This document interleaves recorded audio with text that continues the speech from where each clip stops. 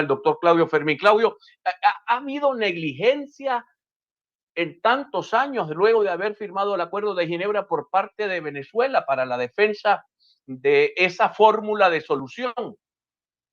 Qué pregunta tan oportuna, Juan Carlos, porque he escuchado, así como quien habla en la panadería, en la esquina, en el garaje, en el taller, he escuchado mucha gente que dice, pero es que los gobiernos nunca han hecho nada por esto. No es exactamente así. Ha habido momentos luminosos y ha habido momentos oscuros, ha habido de ambas cosas.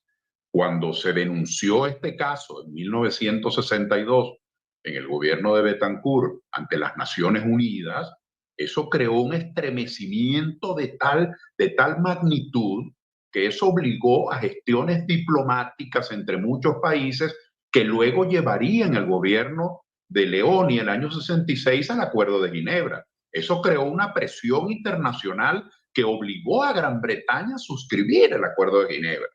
Luego, lamentablemente, así como tuvimos esos momentos luminosos, hemos tenido momentos de sombra.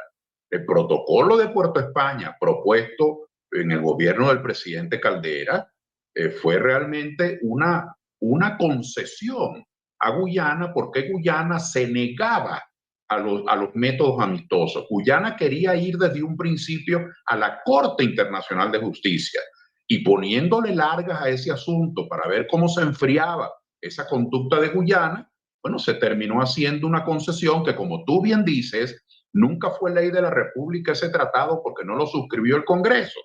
Pero si el Congreso no lo suscribe, y me permite el término coloquial, se hizo el loco por respeto al presidente Caldera y porque de todas maneras, Guyana tenía el juego trancado.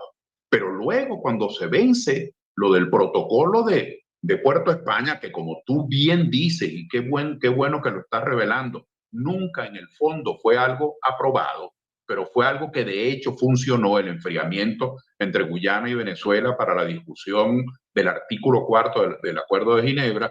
Cuando eso termina, cuando terminan los años del protocolo, el secretario general de Naciones Unidas quiso llevar el caso ante la Corte Internacional de Justicia y el gobierno de Venezuela el año 83 se opuso a eso. Es decir, no fue negligente. Eso obligó a que el secretario general tuviese en sus manos el caso hasta el año 89. Venezuela presionó y en el gobierno del año 89, en el gobierno del presidente Pérez, tuvieron que ir al buen oficiante, es decir, a un método de entendimiento, otro momento luminoso. Luego ha habido otro momento oscuro, la imprudencia del presidente Chávez.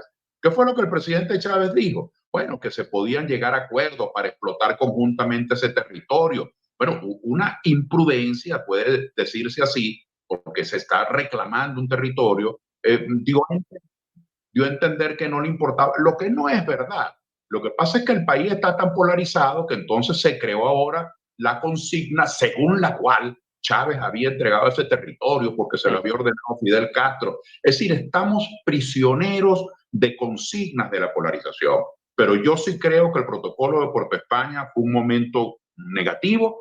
Creo que esa imprudencia de Chávez fue un momento negativo, pero creo que este momento de hoy, cuando el tema se está sacando a la luz pública para crear una presión internacional, para que se vea que Venezuela está comprometido, creo que este es un momento positivo. Entonces, claro, sin duda, concluir diciendo que lo que está planteado el 3 de diciembre no es evaluar los momentos negativos que los ha habido o de negligencia, ¿por qué no decirlo? Como tampoco es aplaudir los momentos positivos que ha habido. El 3 de diciembre no es un plebiscito para decir si estamos de acuerdo en la manera como lo ha gobernado fulano o mengano. Claudio, es un momento para que fortalezcamos el reclamo. La doctora Rocío San Miguel de Control Ciudadano, ella afirma que la pregunta número 5, que crea el estado de la Guayana Esequiba, es prácticamente una declaración de guerra. Pero el señor Ali, presidente de ese país, se vino casi a la orilla del municipio, casi que a orillas de Anacoco, de la isla de Anacoco, a izar la bandera de Guyana en el territorio en disputa. Ella dice que esto pudiera llevarnos a la guerra. Yo creo que la reciprocidad en diplomacia se aplica. Quiere decir, si tú estás entregando el territorio sin que yo, sin ponerte de acuerdo conmigo, pues yo puedo también crear un Estado. Pero eso evidentemente nos llevará a un nivel de tensiones que si Guyana no acepta regresar a la mesa de negociaciones, pudiera convertirse en hechos prácticos. Coméntanos. Mire, la pregunta número 5, a mi juicio, es muy pertinente. Nosotros estamos reclamando un territorio. Ahora, ¿por qué reclamamos el territorio? Porque lo consideramos nuestro. Ahora, lo estamos reclamando porque está siendo administrado hoy día por los guyaneses, porque está ocupado por la República de Guyana. Pero si lo reclamamos es porque creemos que es nuestro. De tal manera que quienes allí han nacido, para nosotros son venezolanos y deben ser cedulados. Y ese territorio, si creemos que es nuestro, perfectamente puede convertirse en un Estado venezolano, ahora un Estado en reclamación. Ahora, que esto pueda llevar a una acción, como dice la doctora, bélica. Bueno, en todo reclamo territorial existe ese riesgo. Y justamente nosotros queremos llevar ese reclamo a la mesa de negociaciones para que no haya un derrotado y un ganador, que es lo que produce en la sentencia de un juicio. En un juicio, en un tribunal, hay un vencido y un vencedor, un derrotado y un ganador. Nosotros creemos que ese no puede ser el futuro de países que están condenados a ser vecinos de por vida.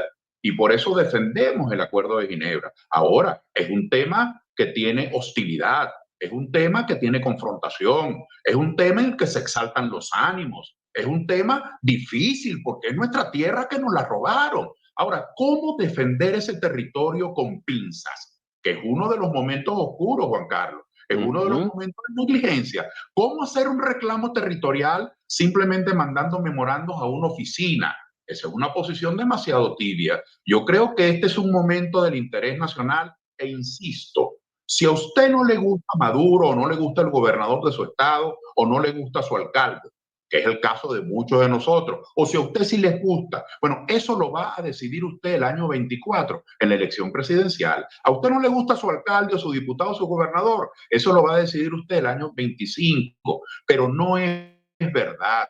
No nos dejemos engañar. Eso no es lo que se va a decidir el 3 de diciembre. El 3 de diciembre lo que está en juego es crear un clima de opinión, fortalecer nuestro reclamo, dejar constancia de que eso nos pertenece. Y yo le pregunto a los que están pensando en oír, ¿en qué beneficia a Venezuela la indiferencia? ¿En qué beneficia la frialdad?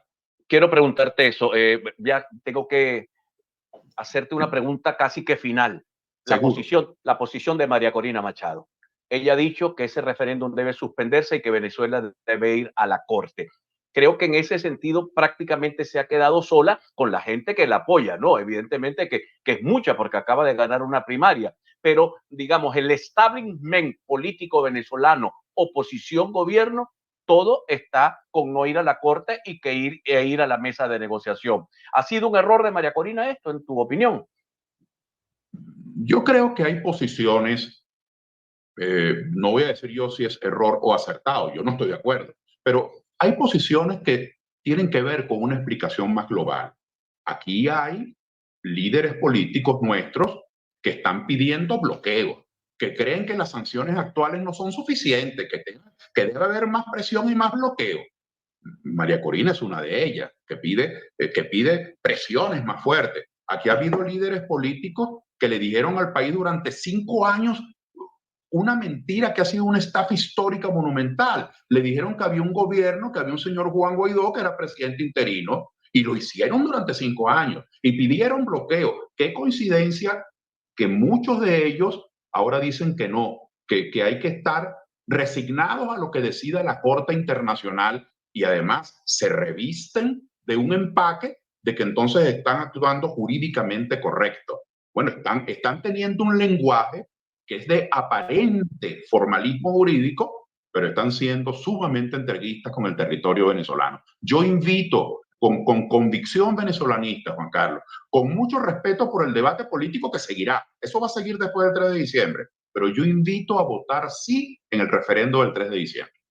Claudio, muchísimas gracias. Un verdadero placer haberte tenido acá. Espero que tu gira por el Zulia logre sus objetivos. Siempre es un placer recibirte en el programa.